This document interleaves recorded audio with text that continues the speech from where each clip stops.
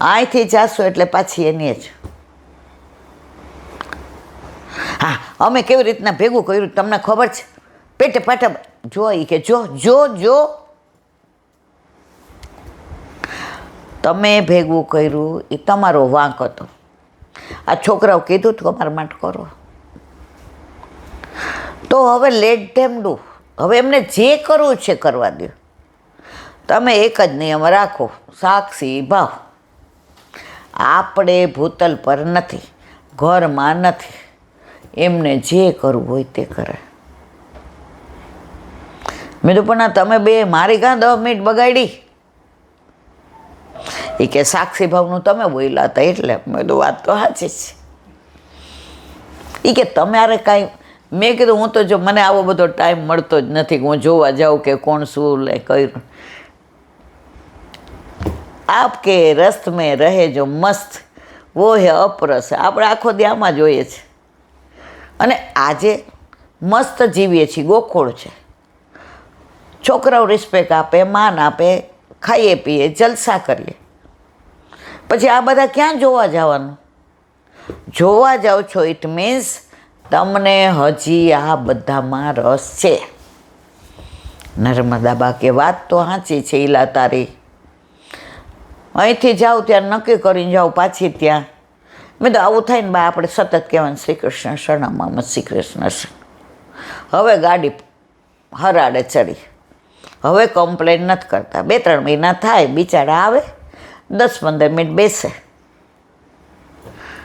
જે હોય એને કહીએ કે ખીર છે બા, આજ પૂરણપોળી. હા, કરોડોપતિ ગાડી લઈને આવે છે. હવે ગાડી પર હવારાડે ચડી ગઈ. એ કે એવી મજા આવે. મેં કીધું પણ બા આપણે પૂછીએ શું કામ આમાં શું છે? ન હોય ને આપણે સાઇન કરવી પડી, પૈસા દેવા પડ્યા. આપણે રાજી લે ભાઈ. આવે એટલે ઓલા જુએ, મમ્મી આ પાર્સલ તેલ લીધું. હં, પણ પૂછવા શું કામ જાય હું આવ્યું? મને કહે હો મજા આવે. મને આપણે બા સત્ય શ્રી કૃષ્ણ સોનામાં વ્રજ વિહાર, આપણે નંદગાંવની આજુબાજુની લીલા સ્થળીનું અનુસંધાન કરીએ છીએ. કાલે આપણે આસકુંડની વાત કરી, આજે ઉદ્ધવ ક્યારે.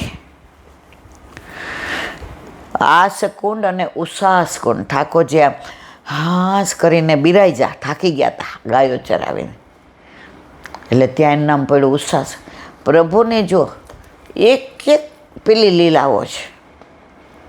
હવે તો આ બધું લગભગ તિરોહિત થઈ ગયું છે. પણ અમે 1965 કે 69 ગયા હતા, મને લાગે હું 7મા 8મા હતી. ત્યારે જે જોયું હતું ને વ્રજ, એમાં અત્યારે બહુ ફેર છે. અત્યારે તો સિમેન્ટના જંગલો બની ગયા છે, ચારે બાજુ રોડ. પહેલાં તો એવી આમ આમ આમ રોજ પગમાં તમે. અને મને યાદ છે કોઈ અમને ચંપલ ન પહેરવા દે. અરે એમને ગયા હોય તોય ન પહેરવા દે. મથુરાના સ્ટેશનથી ચંપલ મૂકી દેવાના. પહેલાં પ્લાસ્ટિકની કોથળીઓ નહોતી, રેશમી થેલીઓ રાખતા, એ એમાં મૂકી દેવાની. તમે પછી મથુરાથી બેસો ત્યારે ન પહેરો તો વધુ સારું. એવા ભગવદીઓ છે ઘરેથી ચંપલ વિના જ છે. એક બેન એ ગોપાલધામમાં આવે, જય ગોપાલવાળા, એ ચંપલ પહેર્યા વિના જ આવે. એમાં જો હું વહેલી નીકળી ગઈ હોય ને તો એ આમ આ બાજુ દોડતા આવતા હોય, મને ભેટીને પાછી કે જય ગોપાલ. બીજું એનું નામ શું છે, મારું નામ શું, એ કાંઈ એને ખબર નથી. મોટી ઉંમરના છે મારા કરતાં. એને ન મળવું ને બીજા દિવસે આમ અહક થાય. અને પાછા એક શબ્દ કહે, કાલે જય ગોપાલ કહેવાનું રહી ગયું હતું નહીં. અરે એટલે ઘણી વાર તો હું વળું ને તો જોતી હોઉં કે ઓલા ઉઘાડા પગે નથી આવતા ને બિચારા. એ કે દર્શન કરવા જાઓ કે અસારવા જાઓ કે નરોડા જાઓ કે વૈષ્ણવના ઘરે જાઓ. વૈષ્ણવના ઘરે જાઓ તો વૈષ્ણવ યાત્રા જ, મંદિરે જાઓ તો મંદિર યાત્રા, બેઠકે જાઓ તો બેઠક યાત્રા. એમાં હું ચંપલ નથી પહેરતી, એને ગાડી છે, આટલી જગ્યાએ ચાલીને જવાનું. મેં તમે સર્વે ચાલે, મને કે આ પહોંચીને નીકળું, 10 જગ્યાએ બેસું. શ્રી કૃષ્ણ સરનામામાં હજી આવા ભગવદીઓ ભૂતલ પર બિરાજે છે. ઉદ્ધવ ક્યારીના રસ્તામાં કૃષ્ણકુંડ, જળ વિહાર કુંડ, સૂરજ કુંડ અને પછી જોગ્યા કુંડ આવે છે. અહીં શ્રી બાલકૃષ્ણના દર્શન ન થવાથી પાછા ફરેલા મહાદેવજી બિરાજેલા, એટલે જોગ્યા કુંડ. જોગી બનીને આવ્યા ને, જોગી આવ્યો તેરે દ્વાર. માએ પહેલાં દર્શન નહોતા કરાવ્યા. આવા બાવા ચટારા હોય એના દર્શન મારો લાલો બી જાય તારાથી. માધવજી કે આ કાળિયો તપ કરાવશા પણ પરાણે ને ઓલા કુંડ પાસે બેઠા જોગી બનીને આવ્યા હતા. જોગ્યા કુંડ. ઠાકોરજી કે મારા મહાદેવ નિરાશ થાય ને, આપણે જાણીએ છીએ બધી લીલા, કેવા રોયા અને આવ્યા પાછા. આસ કરીને બેઠા હતા એટલે આશેશ્વર મહાદેવ. જોગી બનીને રાહ જોતા હતા એટલે જોગ્યા કુંડ. દરેક લીલા સ્થળીમાં એ લીલાને અનુસંધાન જ નામ છે. વ્રજમાં તમે એક ડગલું હાલો એટલે એક લીલાનું દર્શન થાય. 67-68માં તો ખરેખર એવું હતું. 66-67માં જ બધા વૈષ્ણવો ગયા હતા. એટલે અમારે ભેગા એક બેન હતા, હાવ બાભળ પૂતળા, ભગવાનના ઘરનો માણસ, ગામડેથી આવ્યા હતા. કોઈ દી શેર જોયેલું નહીં, કે બોલે તો સુસા પચ્ચાને એવું બધું બોલે. તો એક જગ્યાએ રાસલીલા થતી હતી, એમાં રાધા અને કૃષ્ણ મોર નૃત્ય, મયુર નૃત્ય કરે. તો અમારા ટોળામાંથી દોડતા વાં વયા ગયા. એ કે હાલો બધાય, હાલો ભલા. એ કે વ્રજમાં બધાય કે ઠાકોરજી મળે, લ્યો યુગલ સ્વરૂપના રાધા. એની ભાષા એવી ને ઓલી સુસા પૈસા 4.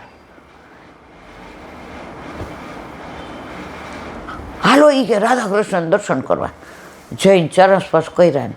એ જમાનામાં તો રૂપિયાની નોટ આવતી ને રૂપિયાનો સિક્કો આવતો. ઓલો હવે એ અત્યારના તો 100 રૂપિયા ગણાય. અને જે રાજી થઈ ગયા, હવે મારે આવું નથી, મને મળી ગયા. એનો ભાવ એવો કે ખરેખર રાધા, જો જે બહુ સમજવું હોય ને એ ભક્તિ ન કરી શકે. એને દરેકમાં તર્ક દેખાય, એને તો સાક્ષાત દેખાઈ ગયા. તો એને સ્વરૂપમાં દર્શન થયા હશે. આપણે જ નાના હતા એટલે આ બધી કાંઈ બહુ આપણને ખબર ન પડે. આપણે દૂરથી પહેલેથી જ આવા હતા. આ કોંજાને વલ્લભભાઈ હાથ પકડીને જે બધી જિંદગીના ગિલેસિવ કે કાઢ નાખ્યા. હજી મારા ગ્રુપમાં તો કોઈ માનવા તૈયાર નથી. ઓલા વિડીયો જુએ યુટ્યુબમાં, કોલેજવાળાને, સ્કૂલવાળાને, જેણે મને આમ ઓફિસવાળાને. હમણાં ઉષા ભાભી હોલમાં આવે ને, એક જગ્યાએ ગયા હતા. તો એ ભાઈ મારી યાર નોકરી કરતા હતા. આમણે વાત કરી, હા ઈલાબેન. એ કે બાપા, પછી કે તમારી તો 1 કલાક ચાલી. એ કે બાપરે તમે તો કેવા સ્ટ્રીક હતા ને કેવા. એ કે મેં કીધું ને હવે એ કે હું તો માની નથી શકતો. એ કે ગમે ને કહી દેતા કલેક્ટરને, get out from my office, counter ઉપર આવો. અને જ્યાં મોઢાથી ન હાલે ત્યાં લાફો મારતા હતા.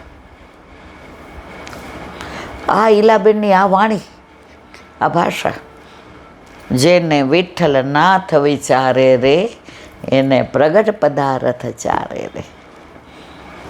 આ કૃપા માર્ગ છે, એની પ્રતીતિ કરાવી.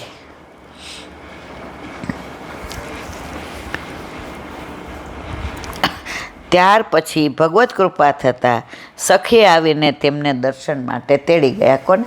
મહાદેવજીને. ચલ રે જોગી નંદ ભવન મેં યશુમતી તો હી બુલાવે, લટકત લટકત શંકર આવે, મનમાં મોહ બડાવે. શંકર ભગવાન તો કેવા રાજી થઈ જાય, આસ લગાવીને બેઠા. પણ એમને કેટલો વિશ્વાસ હતો શંકર ભગવાનને કે મારા પ્રભુ મને દર્શન આપશે જ. આપણે તો ઘરમાં હોય તોય મૂંઝાઈ જાય છે. મહાદેવને વિશ્વાસ હતો અને આ મનુષ્ય નથી. આપણે સાક્ષાત માનવાનું ભૂલી જાય ત્યારે આપણે મૂર્તિ દેખાય, તકલીફ હોય ત્યારે.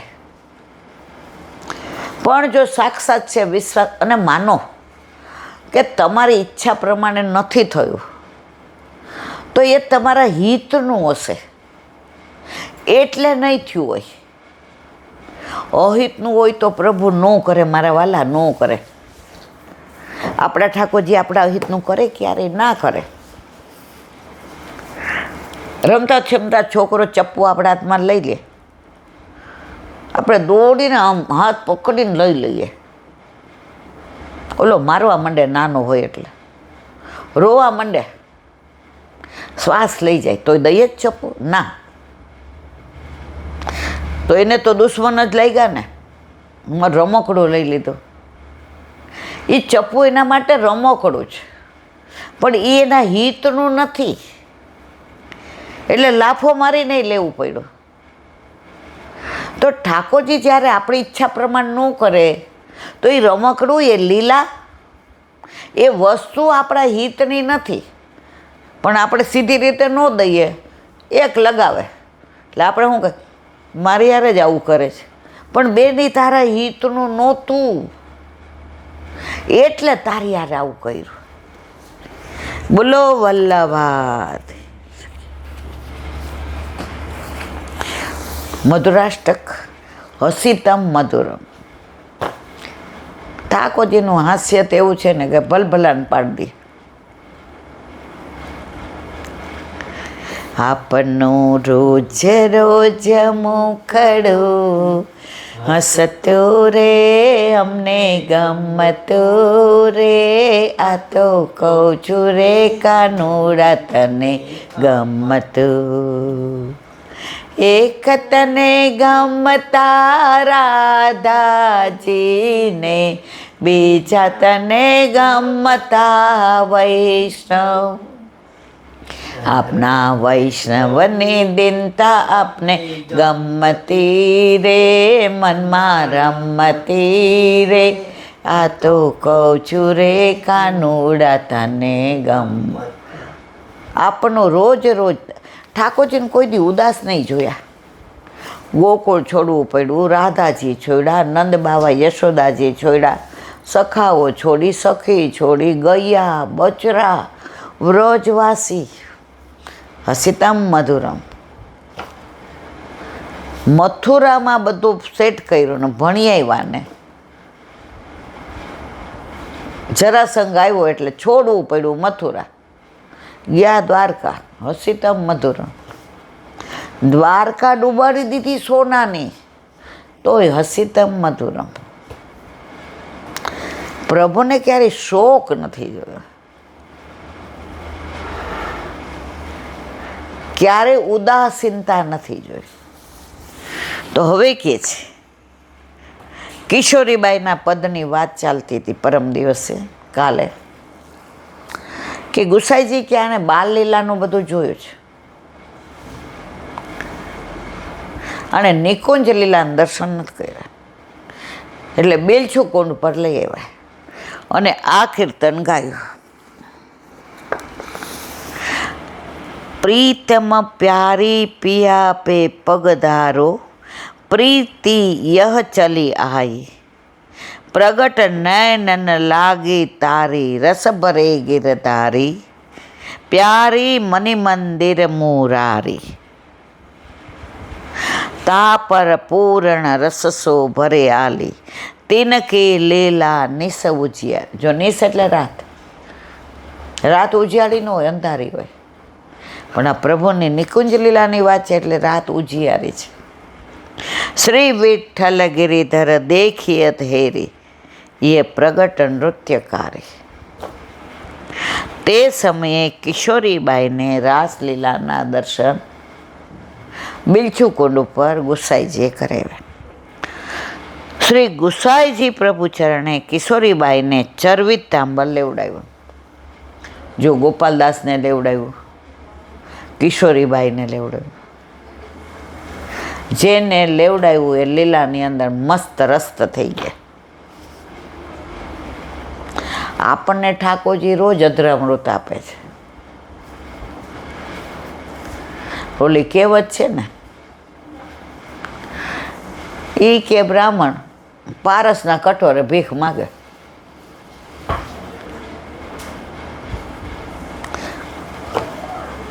એક સંત નીકળે,